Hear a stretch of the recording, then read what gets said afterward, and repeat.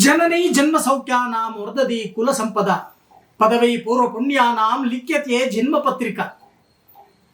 ನಿಮ್ಮ ನಿಮ್ಮ ರಾಶಿಗಳು, ನಕ್ಷತ್ರಗಳು, ಗ್ರಹಚಾರ ದೋಷಗಳು, ಗ್ರಹದ ಬಲಗಳು, ಕಾರ್ಯದಲ್ಲಿ ಯಶಸ್ಸು ಇವೆಲ್ಲವೂ ಕೂಡ ಬರಬೇಕು ಅಂತ ಅಂದ್ರೆ ಒಂದು ಜಾತಕ ಅಂತಕ್ಕಂಥದ್ದನ್ನ ರೆಡಿ ಮಾಡ್ಕೋತಾರೆ.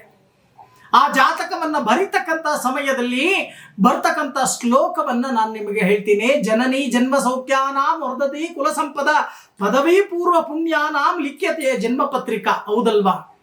ನಿಮ್ಮ ಜನ್ಮ ಪತ್ರಿಕೆಗೆ ಆಯಸ್ಸು, ಅಭಿವೃದ್ಧಿ ಇವೆಲ್ಲವೂ ಕೂಡ ಪ್ರಾಪ್ತಿಯಾಗಲಿ ಅಂತಕ್ಕಂಥ ಒಂದು ವಿಚಾರವನ್ನ ಇಟ್ಕೋತಾ ನಿಮ್ಮ ದ್ವಾದಶ ರಾಶಿಯ ಗೋಚಾರ ಫಲ ಈ ಸೆಪ್ಟೆಂಬರ್ ತಿಂಗಳಲ್ಲಿ ಹೇಗಿದೆ, ಯಾರಿಗೆಲ್ಲ ಅನುಕೂಲಗಳು ಬರುತ್ತೆ, ಯಾರಿಗೆಲ್ಲ ಅನಾನುಕೂಲಗಳು ಬರುತ್ತೆ, ಯಾರಿಗೆಲ್ಲ ಕಷ್ಟ ಕಾರ್ಪಣ್ಯಗಳು ಹೆಚ್ಚುತ್ತೆ, ಯಾರಿಗೆ ಸುಖ ಜೀವನ ಪ್ರಾಪ್ತಿಯಾಗತ್ತೆ, ಯಾರಿಗೆ ರಾಜಯೋಗ, ಯಾರಿಗೆ ಗಜಕೇಸರಿ ಯೋಗ, ಯಾರಿಗೆ ರವಿಗುರು ಯೋಗ, ಯಾರಿಗೆ ಧನ ಯೋಗ, ಯಾರಿಗೆ ವಾಹನ ಯೋಗ, ಯಾರಿಗೆ ಗೃಹ ಯೋಗ, ಯಾರಿಗೆ ಮಾಂಗಲ್ಯ ಯೋಗ, ಇವೆಲ್ಲವನ್ನೂ ಕೂಡ ನಾವು ಅವಲೋಕವನ್ನ ಮಾಡೋಣ.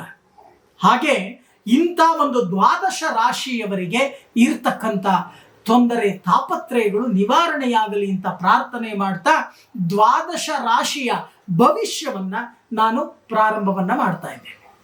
ಇನ್ನು ಮಿಥುನ ರಾಶಿ, ಈ ಮಿಥುನ ರಾಶಿಯವರಿಗೆ ಈ ಸೆಪ್ಟೆಂಬರ್ ತಿಂಗಳಲ್ಲಿ ವಾಹನ ಕೊಂಡುಕೊಳ್ತಕ್ಕಂಥ ಯೋಗ. ಇಲ್ಲೇನಾಗತ್ತೆ, ಲಗ್ನಾಧಿಪತಿ ಆಗಿರ್ತಕ್ಕಂಥವರು, ರಾಶ್ಯಾಧಿಪತಿ ಆಗಿರ್ತಕ್ಕಂಥವರು ಬುಧ ಉಚ್ಚದಲ್ಲಿ ಸಂಚರಿಸ್ತಕ್ಕಂಥ ಒಂದು ಸಾಧ್ಯತೆ, ಜೊತೆಗೆ ರವಿಯ ಜೊತೆ ಸಂಚಾರ, ರವಿ ಬುಧ ಯೋಗ ಅಂತಕ್ಕಂಥದ್ದನ್ನ ನಾವು ಹೇಳ್ತೇವೆ.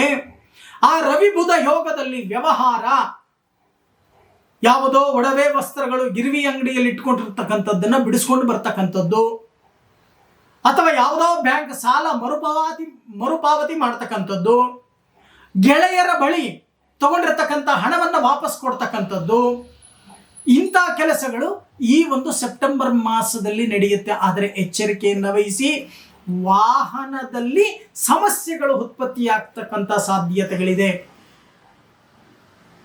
ನೀವು ಚಾಲನೆ ಮಾಡ್ತಕ್ಕಂಥ ವಾಹನ ಇರಬಹುದು, ಅಥವಾ ವಾಹನ ಕೊಂಡುಕೊಳ್ತಕ್ಕಂಥದ್ದು ಇರಬಹುದು, ಅಥವಾ ನಿಮ್ಮ ವಾಹನ ಮನೆಯಲ್ಲಿ ಇರ್ತಕ್ಕಂಥದ್ದು ಕಳವಾಗಬಹುದು. ಎಚ್ಚರಿಕೆ ವಹಿಸ್ತಕ್ಕಂಥ ಕೆಲಸವನ್ನು ಮಾಡಿ. ಯಾಕೆಂದ್ರೆ ಗ್ರಹಚಾರ ಯಾರ ತಾತನ ಮನೆ ಗಂಟಲ್ಲ. ಗ್ರಹಚಾರ ಹೇಳಿದಾಗ ನಾವು ಕೇಳಬೇಕು.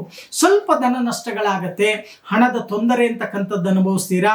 ಎಚ್ಚರಿಕೆಯಿಂದ ಪ್ರತಿ ಬುಧವಾರ ಉತ್ತರಾಭಿಮುಖವಾಗಿರ್ತಕ್ಕಂಥ ಗಣೇಶನಿಗೆ ಹೋಗಿ ಅರ್ಕಪುಷ್ಪವನ್ನ ಅರ್ಪಣೆಯನ್ನ ಮಾಡಿ 21 ದೀರ್ಘದಾಂಡ ನಮಸ್ಕಾರವನ್ನ ಮಾಡಿ ಗಂ ಗಣೇಶಾಯ ನಮಃ ಈ ಮಂತ್ರವನ್ನ ಹೇಳ್ತಾ ದೀರ್ಘದಾಂಡ ನಮಸ್ಕಾರವನ್ನ ಮಾಡಿ ರಕ್ಷ ಅಂತ ಕೇಳಿಕೊಂಡು ಬನ್ನಿ.